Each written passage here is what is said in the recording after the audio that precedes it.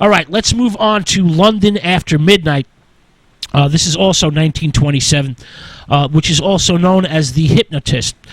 This is essentially the first American vampire film. The film is an attempt by MGM to capitalize on the stage success of Dracula, then on stage in London, and soon to hit New York with Bela Lugosi as the Count. A spooky, ruined estate houses a vampiric specter. Chaney is ghastly, a ghastly white-faced vision. He has shark-like dentures. Protruding hooks lift the side of his mouth into an eerie, death-like grin. Loops of wire are embedded into his eyes like monocles and expand his lids. They pull them wide open. Chaney wears a stovepipe hat. He's cloaked. He's shock-haired. This is patterned after Werner Klaus in The Cabinet of Dr. Caligari, 1919. Now, the film is a mixture of commonplace crook melodrama and the cobwebbed realms of the ultimate social outsider, the undead. Chaney, again, does dual roles, both as a vampire and detective. He's an accomplished hypnotist in the film who attempts to narrow down the list of suspects in a grisly murder by suggesting that the killing was the work of a vampire. The film is loaded with strange nocturnal apparitions. For example, armadillos scurry through the cobwebs of the vampire mansion. There's lots of close-ups of Chaney's bloodshot, watery eyes, his irises rolling around in his head. London After Midnight is imaginatively done and has a passion for the grotesque. It features spectacular bat mist transformations and a thoroughly original Batgirl assistant, Lunette, played by Edna Tishnor. There's a highly theatrical metamorphosis here. The film recounts ancient vampire lore, for example, the protective aspects of garlic, but debunks it all in the finale because Chaney is not a true vampire. He's a detective disguised as a vampire. The vampires aren't real. London After Midnight is sadly a lost film. It disappears in the late 1960s. It was shown on public television several times, circa 1963 to 1967 or so.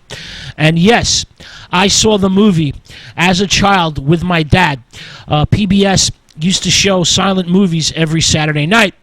And I grew up watching silent movies as a toddler. That's one of the reasons why I'm an expert on silent cinema. Now, as I mentioned, London After Midnight disappears around 1967, 1968. No known prints survive, but there are persistent rumors that the movie exists in private collections, and this is certainly possible. In the last decade or so, a number of extended Chaney film fragments have surfaced. For example, Thunder, 1929. When Bearcat Went Dry, 1919. Paid in Advance, 1919. Lost films are popping up all the times, and it's not inconceivable that London After Midnight may surface one day. Let's keep our fingers crossed on that one. Now, London After Midnight is one of the most important lost films of the silent era. As I mentioned, it may one day turn up. Wicked Darling, 1919, Chaney and Browning's first collaboration, was once lost, and we now have an almost complete print of the film. So it's not impossible that London After Midnight may turn up. All right, let's move on to The Big City, 1928. Sadly, another lost film. This is the second lost film in the Chaney-Browning collaborations. Chaney, in The Big City, appears wearing his own face without makeup. He plays a dapper criminal Don known as Chuck Collins. The film features a colorful nightclub setting. There's lots of dancers, dope fiends, drinking, gangsters, and of course a schmaltzy reformation by Chaney in the last reel. Hard-boiled dames double-cross Chaney. There's lots of intrigue and a jewel robbery. All right, let's move on to West of Zanzibar, 1928. This film, The West of Zanzibar, projects a frightening ferocity that is driven by Chaney's performance as the malevolent Deadleg Smith. Now, Deadlegs is a Limehouse magician who loses the use of his legs when pushed off a balcony by an ivory trader, Lionel Barrymore. Barrymore is about to run off with Chaney's wife. Soon afterwards, Chaney's wife dies, leaving behind a daughter, whom Chaney believes to be Barrymore's bastard child. Now, Chaney becomes blindly obsessed by a thirst for revenge. He takes the child to Africa and secures his position as a trader by becoming the terror of the natives. As a sort of witch doctor and wheelchair-bound god. He plays on their superstitions through his magic, and even has an assistant pose as a monster that scares the piss out of the natives. Now, Browning builds an overwhelming sense of tension centered around Chaney's dragging himself serpent-like across the floor. There's a very, very dark atmosphere in West of Zanzibar. Now, Barrymore turns up in Africa many years later to find the now grown-up daughter, Mary Nolan, a prostitute in the brothel where she was once housed. Chaney is finally persuaded by Barrymore that Nolan is indeed his own daughter. Just as Chaney has a better plan for revenge. He wants to kill Barrymore, but if Barrymore is killed, according to native tradition, the daughter must also die. Chaney, his blind thirst for revenge, has turned his daughter into a whore and has infused his own child with a social disease. Now, Chaney has to make a last-minute sacrifice of his own life in order to save the life of the daughter that he is greatly wronged. Chaney uses his skill for illusion. He uses the same trick that opens the film. This is neatly provided for by Browning. A stage act in which a skeleton in a coffin transforms into a beautiful woman. Chaney now uses this again at the end of the movie. The film is an extreme depiction of parent-child alienation. Chaney projects hate while he lets his lower limbs go rubbery. West of Zanzibar features a synchronized orchestral score and sound effects. In fact, the looming specter of talking pictures is now posing both a challenge and a threat to both Chaney and Browning.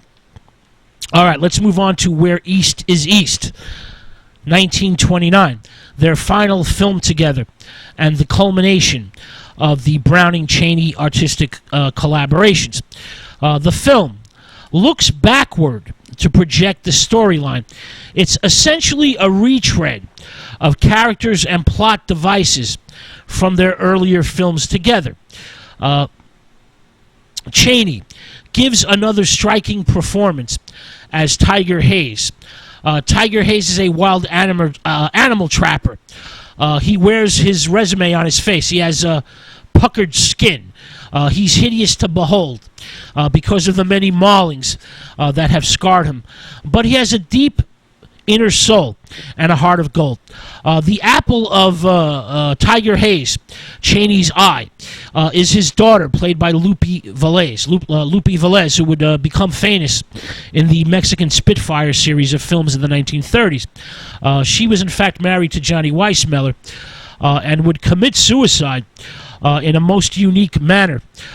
She invited her friends over for a final dinner, a very spicy Mexican dinner, and then swallowed a handful of sleeping pills. Well, she wakes up, her stomach churning, and Velez runs to the toilet and ends up drowning in the toilet. Not quite the exit she imagined, but well, one of the most interesting suicides in Hollywood history, sadly. All right, now, as I mentioned, Velez is the apple of Chaney's eye, whom he gives with a reluctant blessing to the son of an American circus owner played by Lloyd Hughes, excuse me. The father and daughter have a charmed and overly playful relationship. Once again, we have undertones of an incestuous desire between father and daughter. Chaney's wife is played by Estelle Taylor, who's an Oriental woman, a dragon lady-like Oriental woman who tries to seduce the young man, and the enraged Chaney lets loose a gorilla. Once again, we have a killer gorilla. The animal has been made savage by earlier mistreatment from Chaney's wife. Now, Velez pleads for her mother's life. Chaney tries to stop the ape, is badly mauled, but the dragon lady wife is killed anyways. But Chaney survives long enough to see the young couple married. The film, as I mentioned, is a recapitulation of earlier Chaney and Browning essential themes. The psychosexual configuration of father-daughter suitor. We have marital estrangement. We have family secrets. We have sexual revenge and incestuous longings. Chaney keeps a resentful, abused gorilla in his animal menagerie, and the death of his wife is in the tradition of Poe's murders in the Rue Morgue. The film has a strong macho ethos. The young suitor is approved by Chaney only after he bravely dominates an escaped tiger. As I mentioned, there's racial overtones. The Oriental treacherous wife and mother. His daughter is of mixed blood. She has the blood of two races in her veins fighting for dominance. She's overly sexual with her father. She has boundless sexual energy. And this miscegenation is a problem in the film. So the film is overtly racist. Now, Chaney, under pressure from MGM to make a sound film, resists the studio demands. He doesn't want to make a talkie. His art is in the tradition of pantomime melodrama, not based on the nuances of vocal projection.